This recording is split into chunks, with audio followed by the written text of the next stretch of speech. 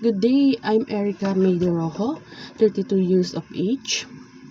I would like to formally submit my job application as a payroll specialist.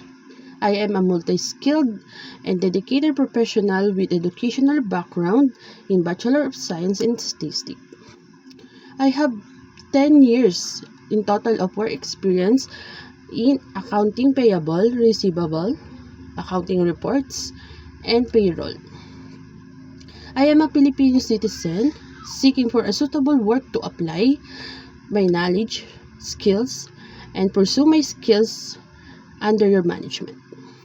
I am physically fit, knowledgeable, and capable of working well, independently, or with diverse team with the ability to correspond and follow both oral and written instructions.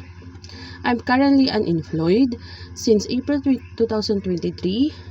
Prior that, I have work experience as compensation and benefits officer and accounting staff and also a payroll officer on the earliest year of stage of my career. With years of my professional experience, my educational foundation, I have acquired core strengths of skills, qualification, and stronghold for my job application. Knowledgeable to Microsoft Office, especially the Excel, Outlook, and Word.